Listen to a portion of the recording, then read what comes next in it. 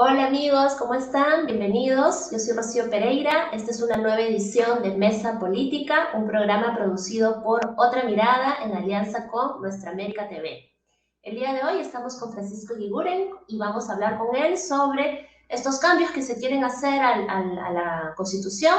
Francisco Guiguren es un constitucionalista, es experto en estos temas, ex ministro de Justicia. Bienvenido, Francisco. ¿Qué tal? Buenos días, Rocío, y buenos días a todas y todos los que nos acompañan. Muchas gracias por acompañarnos en esta sesión. Bien, Francisco, una primera pregunta que quisiéramos hacerte es, ¿cuál es tu impresión, ¿no? ¿Cuál es tu reacción sobre estos cambios que la Comisión de Constitución está impulsando a la Constitución, ¿no? Que alcanzarían hasta un aproximadamente 25%, ¿no? Se dice de los artículos de la Constitución, y más o menos cuáles son los alcances y consecuencias que esto podría tener, ¿no? Ya luego podríamos ir entrando en mayor detalle sobre algunos puntos. Claro, aquí yo creo que es importante hacer un par de precisiones previas para responder. En primer lugar, lo que ha aprobado la Comisión de Constitución y quiere que se apruebe ya en el Pleno como procedimiento de reforma constitucional es restablecer la bicameralidad. Pero restablecer dos cámaras en el Congreso, como fue nuestra tradición política, en vez de la una que impuso el fujimorismo, es bastante más que cambiar en muchos artículos de la Constitución, allí donde dice Congreso, a veces distinguir Senado o diputados, ¿no? Porque claro, el Congreso, y más aún si se divide en dos cámaras, tiene diversas funciones. Entonces, el volumen de artículos que se ven modificados parecería que podría ser por algo muy simple, por cambio de palabras. Pero el tema no es solo eso. Tras el cambio de palabras, tras el decidir qué función se la doy al Senado o se la doy a diputados, ya estoy alterando un marco institucional que puede ser para bien o puede ser para mal, pero lo más importante es que de pasada, sin decirlo expresamente, se tocan un montón de instituciones, sobre todo en las relaciones entre gobierno y parlamento, que van a ser consecuencia de este cambio y que, por ejemplo, temas como el otorgamiento de la cuestión de confianza, a quién se pide, cuándo se concede, quién hace el nombramiento de altos funcionarios como los miembros del Tribunal Constitucional o el Defensor del Pueblo, quién va a ratificar o va a controlar los decretos de urgencia que dicta el gobierno, en fin, el tema del antejuicio. Hay un montón de normas de la Constitución que se ven afectadas por este simple aparente cambio de dividir en dos lo que antes era uno al Congreso.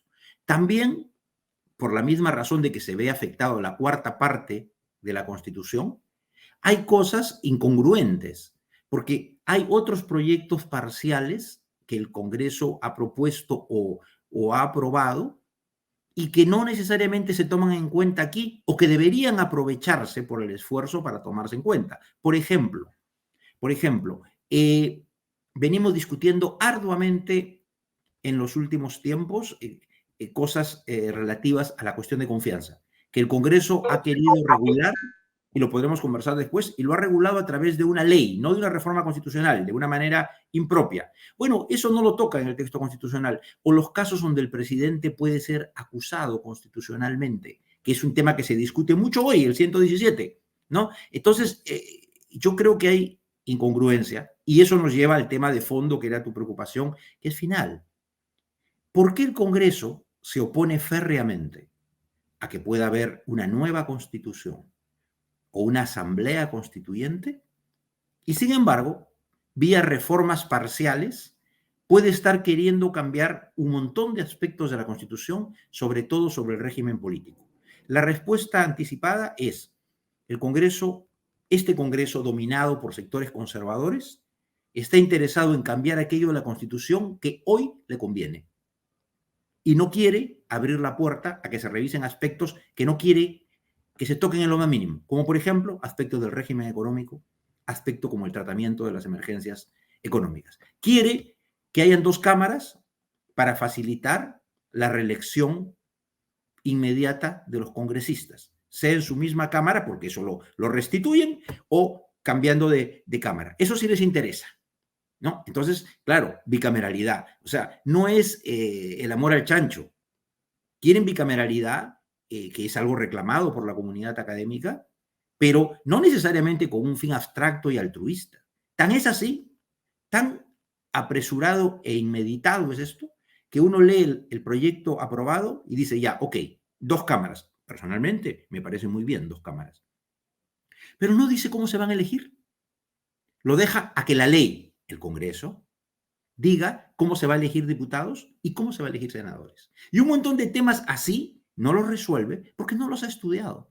Simplemente quiere el cambio y luego tiene la llave con la ley para regularlo a su conveniencia. Entonces, sí, pues acá hay, las ideas pueden ser buenas, algunos de los cambios pueden ser positivos, otros son insuficientes, pero en el fondo hay una decisión política.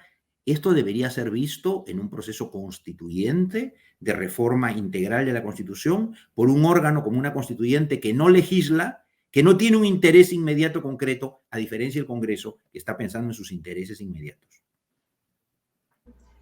Perdón por Sí, lo cierto. extenso, pero es mi No, no, introducción. no, muchas gracias, más bien, porque nos has dado en un primer momento todo el panorama, ¿no? Bastante completo. Tal vez podemos ahí ahondar en algunos puntos, ¿no? Por ejemplo, sobre el tema de bicameralidad, ¿no? Que es el que acabas de señalar. Claro. Ciertamente ahí hay varias aristas del tema, ¿no? O sea, por un lado, la bicameralidad fue rechazada en la consulta popular, ¿no? De hace unos años, pero claro, también por la manera como se preguntó. De otro lado, como bien dices tú, la academia, ¿no? Siempre ha recomendado que es una reforma importante sobre la cual deberíamos avanzar, que tiene bastantes beneficios y además debería ser bastante discutida, ¿no? Debatida en la agenda pública, ¿no? Pero no así, ¿no? No así como ahora está pasando. Entonces, ¿qué riesgos crees tú que conllevaría que se apruebe la bicameralidad así como está, ¿no? Bueno, ¿Sería la reelección, tal claro, vez? O, lo primero, cuéntanos un como poco. lo decía, ¿no? Tendría que decirse y decidirse cómo se va a elegir cada Cámara. Es un tema fundamental. Es un tema fundamental. Y eso no lo dice.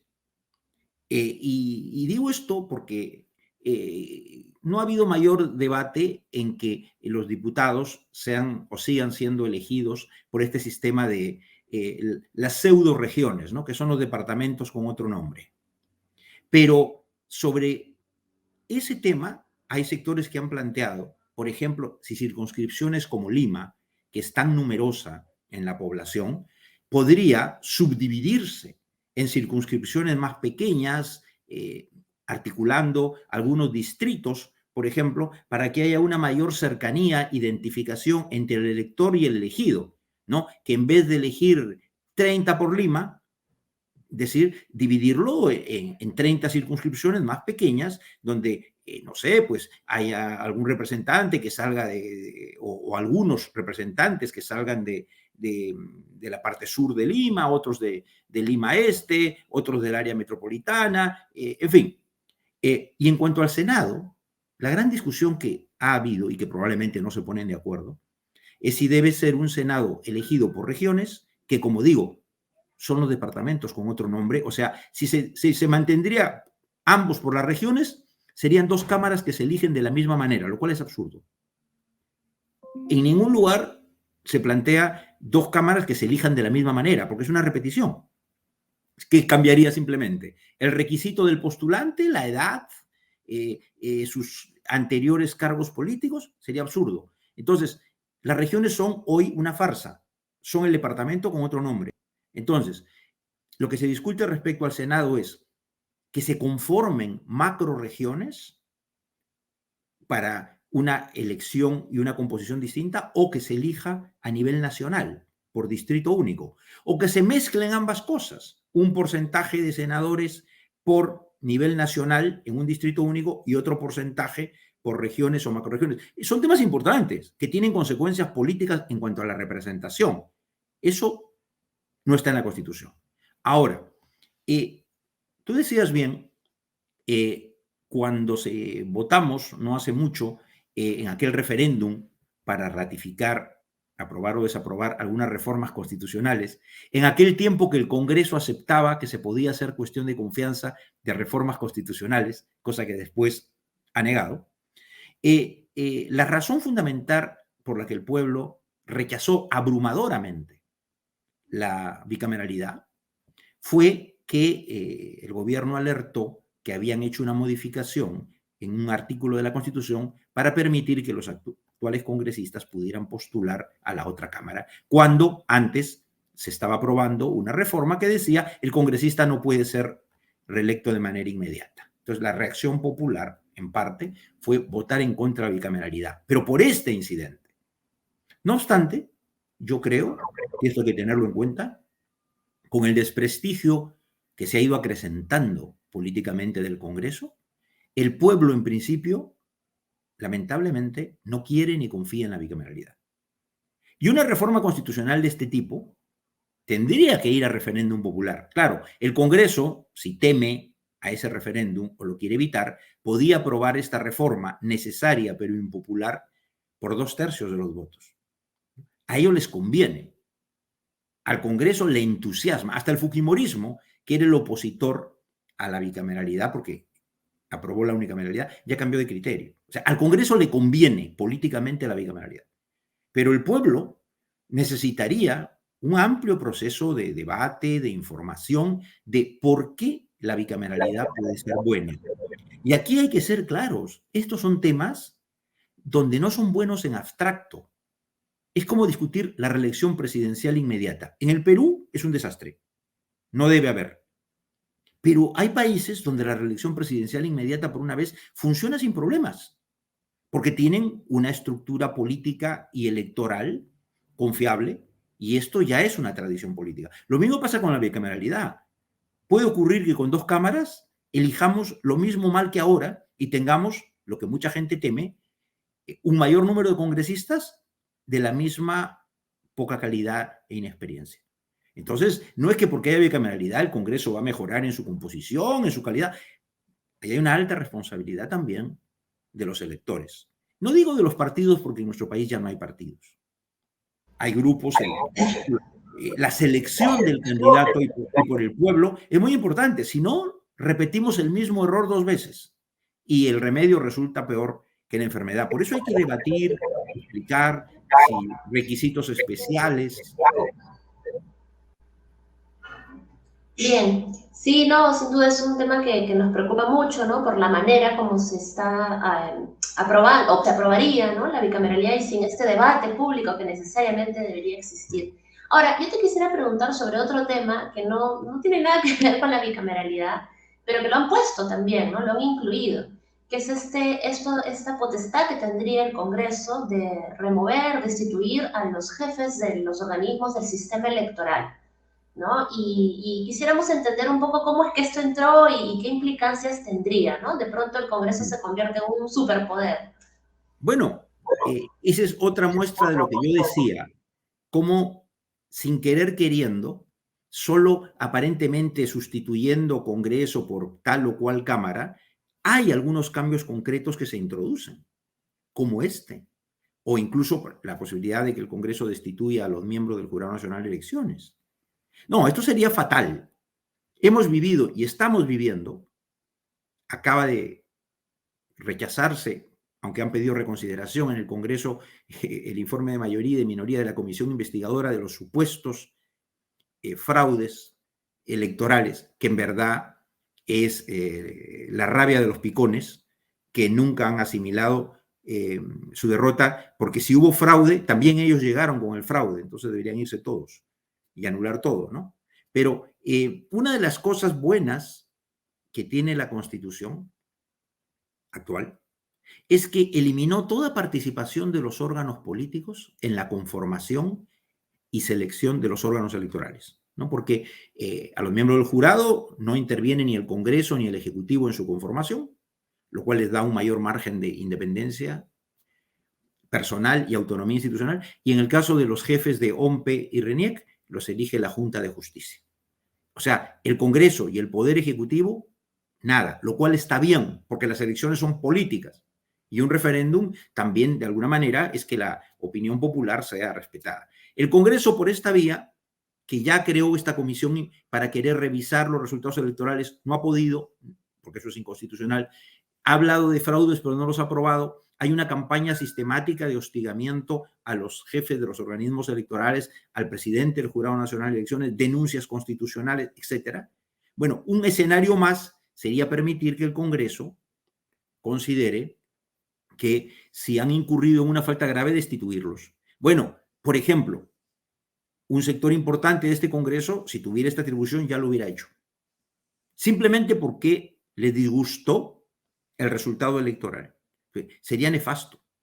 Sería nefasto. En todo caso, si hubiera una inconducta, que la puede haber, una incapacidad de los jefes de los órganos electorales, quien lo eligió fue la Junta Nacional de Justicia, que es un órgano autónomo sin injerencia del poder político. Su destitución tiene que ser competencia del órgano que los designó, la Junta de Justicia, y nunca del Congreso, que es un órgano político donde están representados precisamente aquellos que participan en las elecciones. Además, eso no se ha discutido, ¿no? Lo meten así, como digo, camuflado. Así es, ¿no? Y preocupa en verdad que son tantos los cambios con tanto nivel de consecuencias para el país y que está pasando, no sé, tal vez por un poco de agua tibia, ¿no? Siento que no hay Sí.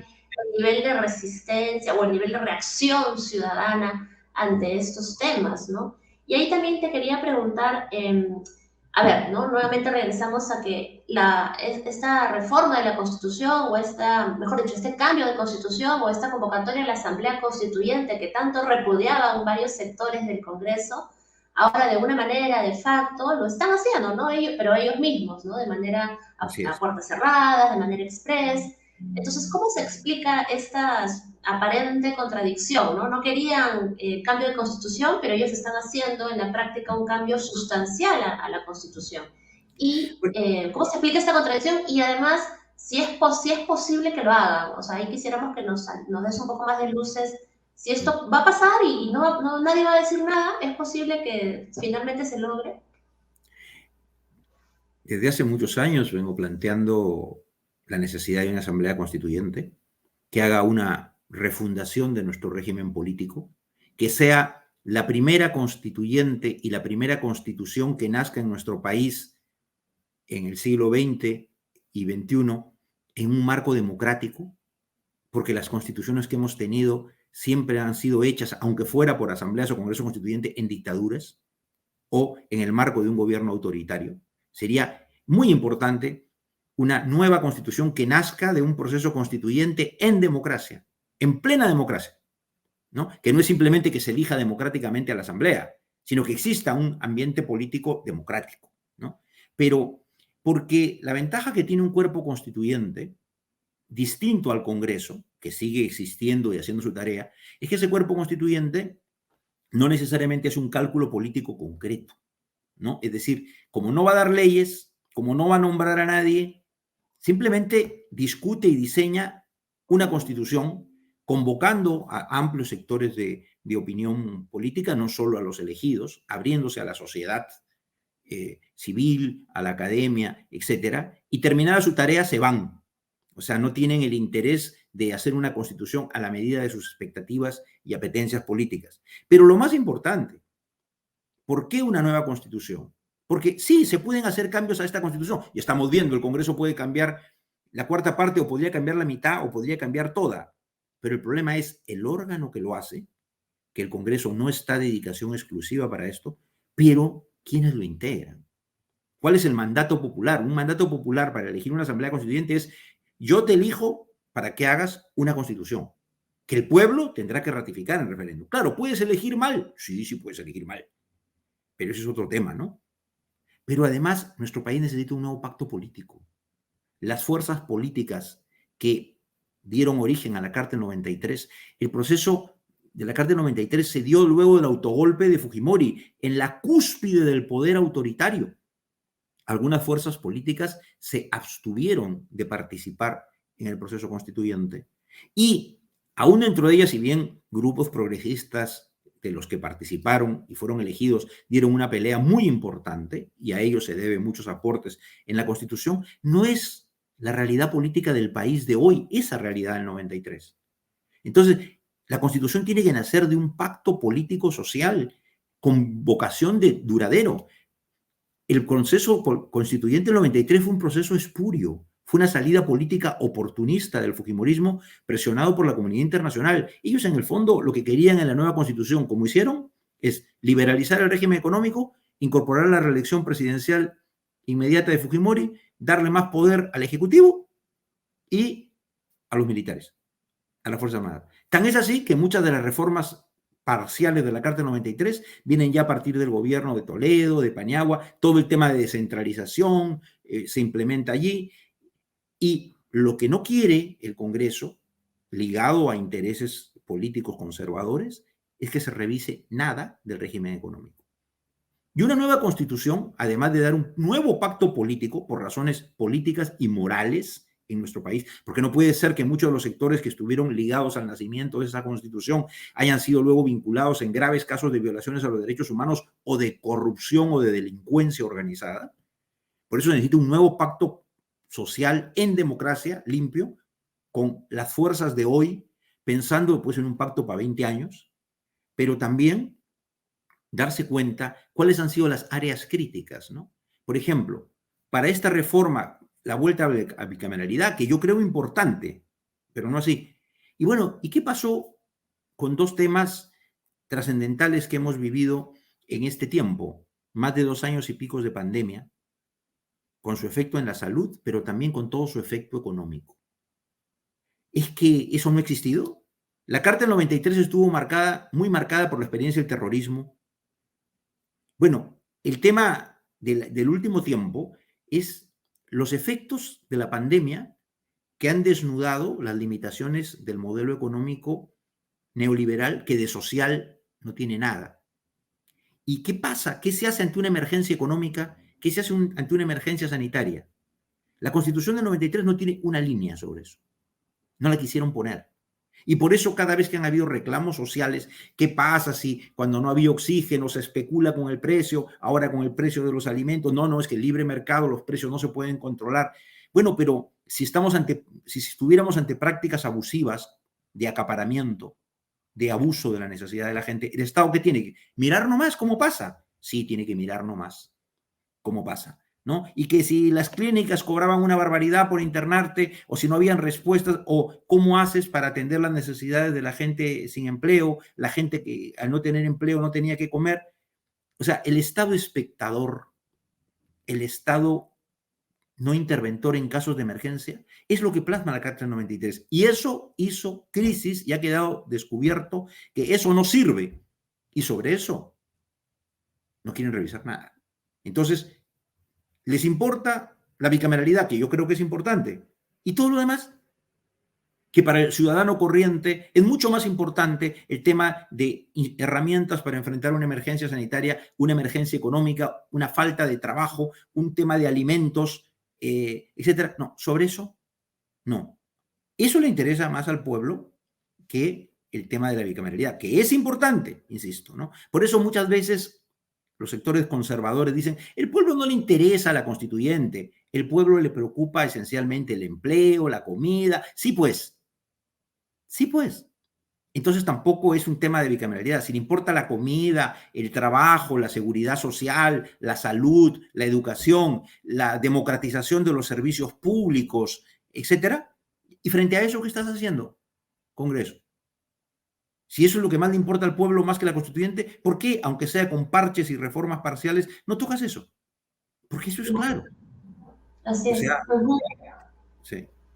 Sí, claramente coincidimos con el punto de vista que planteas, Francisco. Ya para ir cerrando, ¿no? Ya, bueno, has entrado en materia sobre el tema de la nueva constitución y finalmente lo que quisiéramos consultarte es si tú ves la convocatoria a una asamblea constituyente como una opción de salida a esta crisis que vivimos, ¿no? Entre el ejecutivo, esta permanente crisis entre el ejecutivo y el legislativo.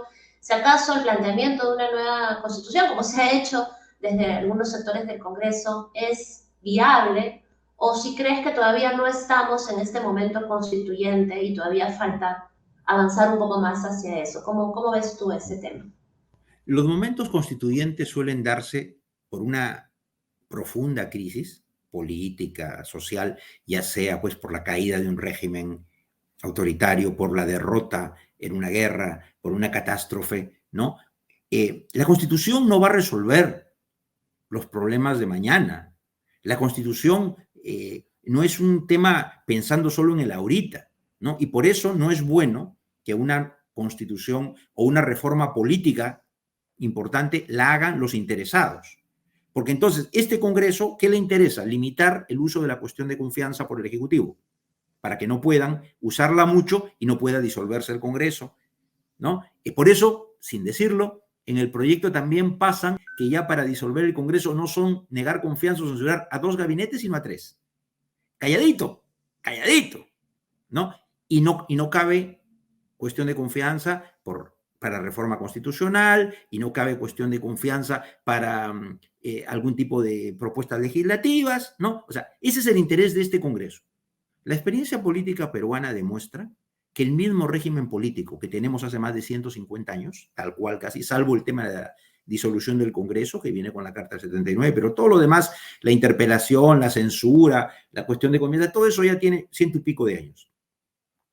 Lo interesante del caso peruano es que ese mismo diseño constitucional funciona distinto según la composición política del Congreso y su relación con el gobierno.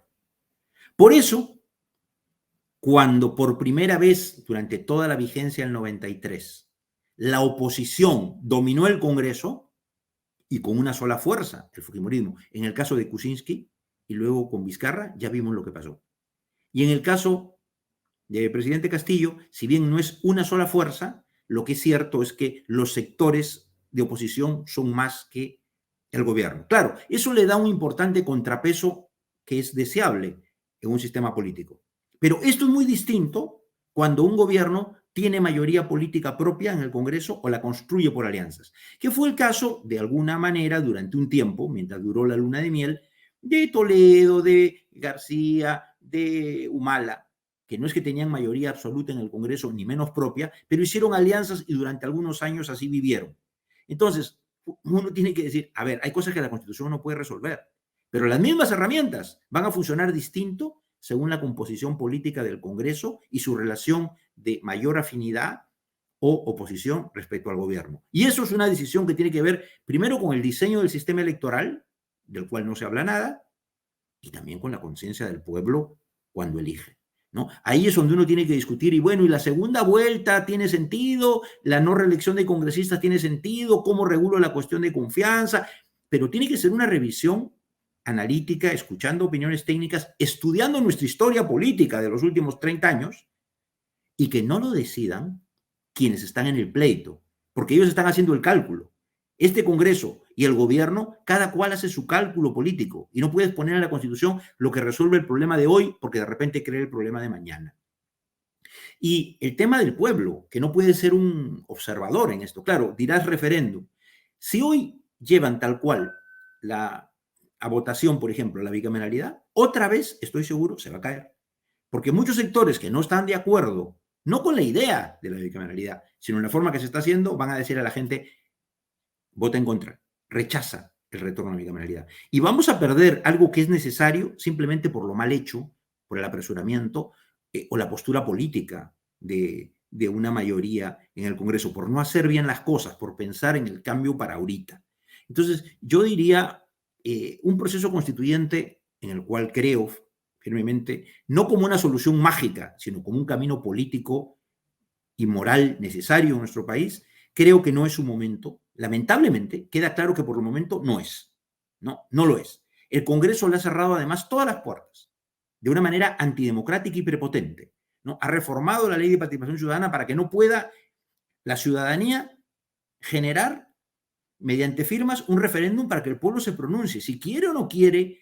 O sea, este es el único caso inédito, casi como quien dice la carreta delante de los bueyes, donde el Congreso, que es poder constituido, se atribuye prepotente y soberbiamente el derecho de negarle a un pueblo el decidir si quiere o no quiere una nueva constitución y si quiere o no quiere una asamblea constituyente. O sea, los mandatarios, los dependientes del pueblo, le imponen al titular del poder constituyente, el pueblo, una decisión. Y eso es una vergüenza políticamente, ¿no? Y claro, todo lo que venga de ese tipo de iniciativa del Congreso va a ser rechazado popularmente, pero al final perdemos todo. Porque entonces nuestra tarea tiene que ser, no aprueben esta, no ratifiquen el referéndum, esta reforma porque está mal hecha, porque tiene mucho contrabando, igualito que pasó la vez pasada con el retorno a la bicameralidad.